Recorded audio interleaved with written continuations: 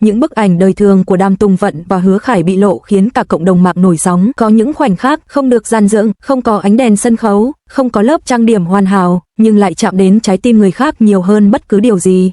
Và những bức ảnh đời thường của Đàm Tùng Vận cùng Hứa Khải bị lộ ra chính là những khoảnh khắc như vậy, không phải từ studio, không phải từ ekip, cũng không phải từ một chiến dịch truyền thông, mà là từ những bức ảnh rất bình thường, một góc quán cà phê, một con phố nhỏ, một buổi chiều không có lịch trình. Bức ảnh đầu tiên chỉ là một khoảnh khắc thoáng qua, một tài khoản đăng lên một tấm ảnh chụp từ xa, chất lượng không quá rõ, nhưng đủ để nhận ra hai người trong ảnh rất giống họ, không ai chắc chắn nhưng ai cũng nghi ngờ. Ban đầu mọi người chỉ đoán có phải họ không, nhìn giống quá, và rồi thêm một bức ảnh, lần này rõ hơn, gần hơn, không còn nhiều nghi ngờ. Những khoảnh khắc khiến người ta không thể không tin, không trang điểm đậm, không tạo dáng, không cố gắng nổi bật, chỉ là hai người đang sống cuộc sống của mình. Những hành động rất nhỏ nhưng rất thật. Anh cầm túi đồ giúp cô chỉnh lại áo cho anh, họ đi cạnh nhau, không nói nhiều. Trong một bức ảnh, Hứa Khải đang cúi xuống nói gì đó, Đàm Tùng Vận cười, không phải kiểu cười trước ống kính, mà là một nụ cười rất tự nhiên. Mạng xã hội nổi sóng khi sự giản dị trở thành điều đặc biệt. Những bức ảnh lan truyền với tốc độ chóng mặt, chỉ trong vài giờ xuất hiện trên mọi nền tảng, được chia sẻ hàng nghìn lần, trở thành chủ đề hot nhất. Khác với những lần trước, lần này không có nhiều nghi ngờ, không có tranh luận gay gắt, chỉ có sự xúc động, sự bất ngờ và cả sự ngưỡng mộ. Những bình luận khiến người đọc cũng phải mỉm cười, họ nhìn nhau như vậy, không thể là giả, đây là tình yêu đời thường mà ai cũng muốn có, không cần phô trương,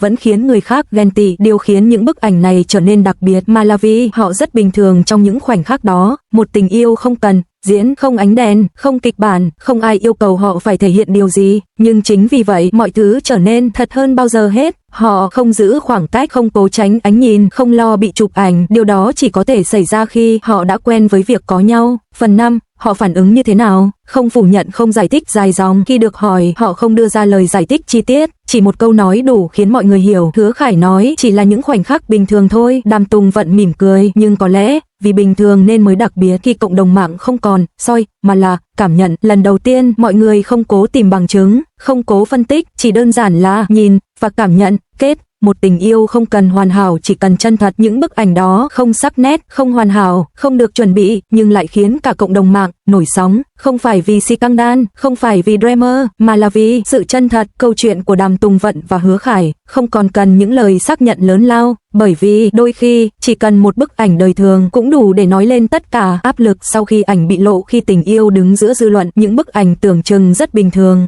lại trở thành tâm điểm của mọi cuộc bàn luận. Sự chú ý tăng lên gấp bội. Chỉ sau một đêm, mọi thứ thay đổi, lịch trình bị theo dõi sát sao hơn, mọi nơi họ xuất hiện đều có ánh mắt dõi theo, từng hành động nhỏ cũng bị phân tích. Những buổi đi dạo không còn là riêng tư, những quán cà phê quen thuộc trở thành địa điểm săn tin, những lời nói không phải lúc nào cũng dịu dàng, bên cạnh sự ủng hộ cũng có những ý kiến trái chiều. Họ đang lợi dụng chuyện tình cảm để gây chú ý, có chắc là thật không hay chỉ là hình ảnh? Với Đàm Tùng Vận, đó là áp giữ hình tượng, với Hứa Khải, đó là áp bảo vệ người mình quan tâm. Khoảng lặng giữa hai người khi cảm xúc không còn dễ dàng, không còn thoải mái như trước, không còn vô tư xuất hiện cùng nhau. Một câu hỏi chưa từng được nói ra. Trong những lần im lặng, cả hai đều tự hỏi liệu điều này có khiến đối phương mệt mỏi không? Không phải vì hết yêu mà vì sợ làm tổn thương nhau. Họ giữ khoảng cách không phải vì muốn rời xa, mà vì sợ người kia phải chịu áp lực thay mình. Khoảnh khắc họ cùng nhau đối diện không còn né tránh. Một buổi tối rất yên tĩnh, không lịch trình, không ánh đèn, chỉ có hai người ngồi đối diện nhau. Người lên tiếng trước. Hứa Khải phá vỡ sự im lặng. Nếu em cảm thấy quá áp lực, chúng ta có thể dừng lại một chút. Câu trả lời khiến mọi thứ thay đổi. Đàm Tùng Vận nhìn anh, không do dự. Em không sợ áp lực. Một giây dừng lại, em chỉ sợ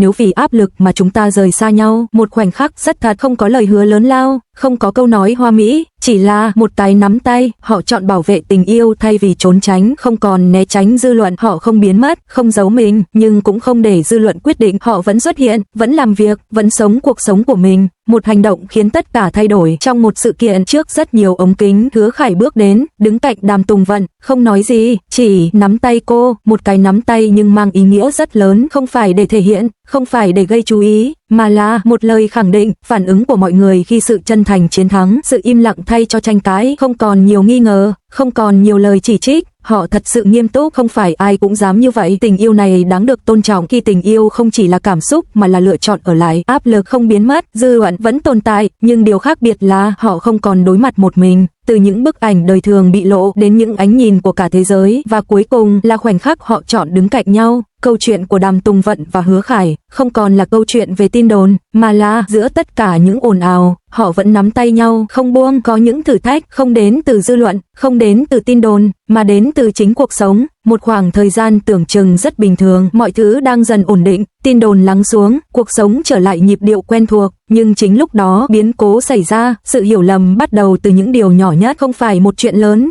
Chỉ là những tin nhắn chưa kịp trả lời, những cuộc gọi bị lỡ, những lần không thể gặp nhau, công việc kéo họ về hai phía khác nhau. Đàm Tùng Vận bận rộn với dự án mới, Hứa Khải cũng liên tục di chuyển, khoảng cách không chỉ là địa lý, mà là cảm xúc, không lớn tiếng, không kịch tính, nhưng rất thật. Anh không còn như trước nữa, em cũng vậy. Một câu nói khiến mọi thứ chững lại trong lúc mất kiểm soát, một câu nói vô tình được thốt ra. Có lẽ chúng ta nên dừng lại một thời gian. Sự im lặng sau đó nặng nề hơn bất cứ lời nào. Không ai giữ lại, không ai giải thích thêm, chỉ là rời đi. Khoảng thời gian xa nhau khi họ nhận ra điều quan trọng nhất, không còn những tin nhắn quen thuộc, không còn em đang làm gì, anh đã ăn chưa, những điều nhỏ đột nhiên biến mất. Cuộc sống vẫn tiếp diễn, nhưng không còn trọn vẹn. Họ vẫn làm việc, vẫn cười trước ống kính, nhưng khi trở về lại là sự trống trải, những ký ức không thể quên, những buổi tối cùng nhau, những lần nắm tay, những khoảnh khắc bình dị, càng cố quên càng nhớ rõ. Người nhận ra trước một đêm, Hứa Khải nhìn lại tất cả và hiểu rằng không phải vì hết yêu, mà vì chưa đủ cố gắng. Khoảnh khắc họ quay lại khi không thể mất nhau thêm lần nữa. Anh là người tìm đến, không báo trước, không chuẩn bị, chỉ đơn giản đi đến nơi cô đang ở. Cánh cửa mở ra và mọi cảm xúc vỡ òa. Đàm Tùng Vận đứng đó, bất ngờ, lặng đi, không cần lời mở đầu hoàn hảo. Anh chỉ nói, anh sai rồi. Cô nhìn anh, mắt đỏ lên, em cũng vậy. Khoảnh khắc họ không còn giữ khoảng cách, không còn tự trọng, không còn do dự, chỉ là ôm lấy nhau. Đám cưới sau tất cả, khi tình yêu vượt qua mọi sóng gió, không cần xa hoa, chỉ cần đủ chân thành. Sau tất cả, họ không tổ chức một đám cưới rầm rộ, không truyền thông ồn ào, chỉ là một buổi lễ nhỏ với những người quan trọng. Khoảnh khắc bước vào lễ đường, Đàm Tùng Vận không quá lộng lẫy, nhưng ánh mắt rực rỡ hơn bất cứ điều gì. Hứa Khải đứng đó, nhìn cô như thể nhìn thấy cả cuộc đời mình. Lời thề không hoàn hảo nhưng chân thật, không phải những câu nói hoa mỹ, chỉ là anh không hứa sẽ luôn hoàn hảo, nhưng anh hứa